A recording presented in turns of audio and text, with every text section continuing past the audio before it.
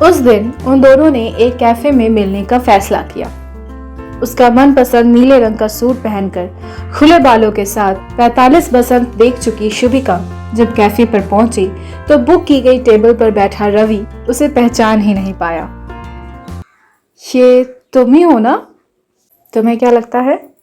शुभिका के होंठ पर शरारत भरी मुस्कान थी। मंत्रमुग्ध सा रवि अपनी आंखें झपकाने से भी कतरा रहा था। उसका यह हाल देखकर शुभिका ने उसकी आंखों के सामने चुटकी बजाई और डांट कर बोली, बस भी करो, आसपास लोग बैठे हैं, कुछ तो ख्याल करो उनका। और यह कहते कहते उसके चेहरे पर शर्म की लाली बिखर गई।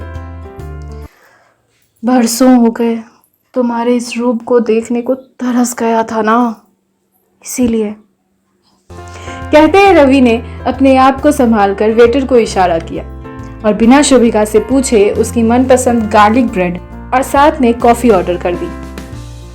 ऑर्डर सुनकर शुभिका के होंठों पर धीमी सी मुस्कान छा गई। तुम्हें याद है अब तक? और नहीं तो क्या, तुमसे जुड़ी कोई भी बात भूल सकता हूं क्या? बस कभी जताया नहीं।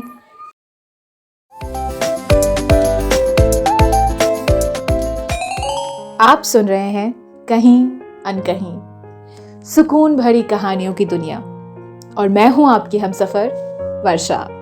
चलिए तो शुरू करते हैं आज का एक नया सफर। रवि ने शुभिका का हाथ अपने हाथों में लेने की कोशिश की तो उसने घबरा कर हाथ छुड़ा लिया।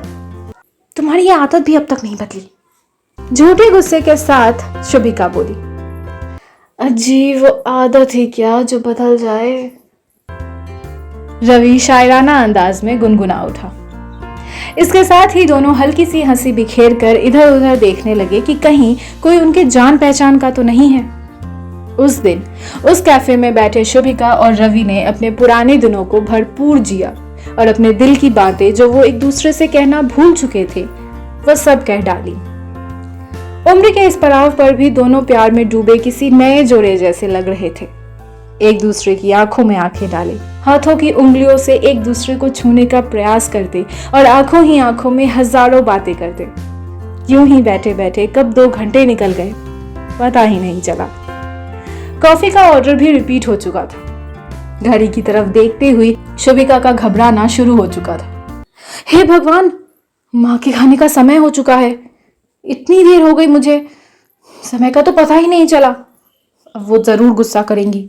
मैंने कहा था ना कि मेरा इस तरह तुमसे मिलना आना ठीक नहीं है। शुभिका बिल्कुल उस नवयौवना की तरह घबरा रही थी जो अपने प्रेमी से मिलने आई हो। अरे तो अपनी सासू माँ के लिए कुछ बनाकर तो आई होगी ना। रवि उसे सांत्वना देने के अंदाज में बोला। और रही बात बच्चों की, तो यही सब कुछ उनके लिए भी पैक करवा लो। रवि की बात सुनते ही शुभिका के चेहरे का सारा तनाव छूमंतर हो गया। हाँ, माँ के लिए खिचड़ी बनाई तो थी। अच्छा चलो उठो, तुम अपने ऑफिस जाओ और मैं अपने घर जाती हूँ। बस हमारे इस मुलाकात के बारे में किसी को पता ना चल जाए और तुम ढोल मत पीटने लग जाना। कहती शुभिका ने रवि की तरफ चेतावनी भरी नजर डालते हुए हाथ जोड़े। एक दूसरे को अलविदा कहकर दोनों अपने अपने रास्ते पर चल पड़े। इस इंतजार में एक दिन फिर से मिलेंगे, ऐसे ही किसी और कैफे में। शुभिका घर पहुंची तो सासू माँ मुंह चढ़ाए बैठी थी। कहाँ निकल गई थी महारानी बिना कुछ बताए? बच्चे कब से ढूंढ रहे हैं। शुभिका के साथ सिंगार को खोजी नजरों से टटोलती सासू माँ तीखी आवाज में बोली। बता कर तो गई थी माँ कि अपनी एक पुरानी सहेली से मिलने जाना है, शायद आप भूल गई। आपका खाना भी मैंने बनाकर रख दिया था और बच्चों के लिए मैं उनकी पसंद का सामान लेकर आई हूँ। कहते हुए शुभिका ने फटाफट रसोई में जाकर माँ जी की खिचड़ी गर्म की और रायता, अचार, पापड़ वगैरह के साथ उन्हें परोस दी। सासू माँ हैरान थी। जिस शुभिका को कुछ कहते हुए ही उसका पारा चढ़ जाता था, आज वो इतनी बातें सुनकर भी मुस्कुरा रही थी। बच्चे भी अपने मनपसंद सैंडविच खाकर खुश थे। मम्मी इतने देर से घर में नहीं थी, यह बात वो दोनों कब के भूल चुके थे। उस दिन शुभिका ना तो माँ जी के बड़बड़ाने पर खिसियाई और ना ही बच्चों के परेशान करने पर उन्हें डांटा डपटा। रवि के साथ कैफे में हुई मुलाकात उसके मन को रिफ्रेश कर गई थी और यही रिफ्रेशमेंट आज उसके अंदर से फूट फूट कर पूरे घर में बिखर रहा था। उधर रवि भी ऑफिस में अपने रोजमर्रा के काम को मशीन की तरह नहीं बल्कि खुशी से निपटा रहा था। बॉस की झिड़कियां आज उतनी कड़वी नहीं लग रही थी। उसे याद आया कि पहले भी जिस दिन वो शुभिका से मिलकर आता था उसका दिन अच्छा ही जाता था। शाम को जब रवि घर पहुंचा तो वह बिल्कुल सामान्य था, जैसे कुछ हुआ ही ना हो, लेकिन कुछ तो हुआ था। आज शुभिका और रवि अपनी सभी जिम्मेदारियों को भुलाकर थोड़ी देर के लिए खुद के लिए जिए थे, जहां उन्हें रोकने टोकने वाला कोई नहीं था, ना तो माँ जी की खोजी नजरें और ना ही बच्चों की शिकायतें। आज का ये दिन उन्हें बरसों की नीरस जिंदगी से निजात दिला गया था। चाहे कुछ घंटों के लिए ही सही, कैफे की ये मुलाकात उनके बासी हो चुके रिश्ते को फिर से तरोताजा कर गई थी। रात में सोने से पहले एक दूसरे के हाथों में हाथ थामे शुभिका और रवि ने एक दूसरे से वादा किया था अपने लिए फिर से समय चुराने का, अपने उन एहसासों को जीवित रखने का जिन पर जिम्मेदारियों की परत चढ़ती जा रही थी।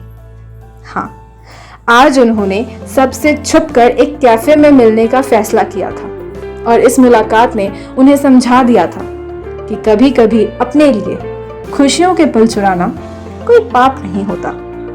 2 हफ्तों के बाद रवि और शुभिका फिर से एक कैफे में बैठे हुए थे, लेकिन इस बार कैफे कोई और था, क्योंकि एक ही जगह पर बार बार जाना ठीक नहीं, कहीं पकड़े गए तो। शादीशुदा जिंदगी की एक लंबी पारी खेल चुके पति पत्नी के दरमियान एक ऐसा समय आता है जब वो अपने अलावा बाकी सबका ध्यान रखते हैं और एक दूसरे की बजाय औरों को समय देते हैं। और किसी रिश्ते के लिए शायद ऐसा करना ठीक भी हो, लेकिन पति पत्नी के लिए यह उनके रिश्ते के खत्म होने की शुरुआत होती है। वो किसी के बेटा बहू, भाई भाभी और माता पिता सब कुछ होते हैं, लेकिन पति पत्नी नाम के रह जाते हैं। इसलिए अपनी पति पत्नी के इस रिश्ते को जिंदा रखिए, जिम्मेदारी पूरा करिए, लेकिन सिर्फ दूसरों की ही नहीं, अपने इस रिश्ते को खुशनुमा बनाए रखने की। और इसके लिए रिश्तों को रिफ्रेशमेंट देना बहुत जरूरी है।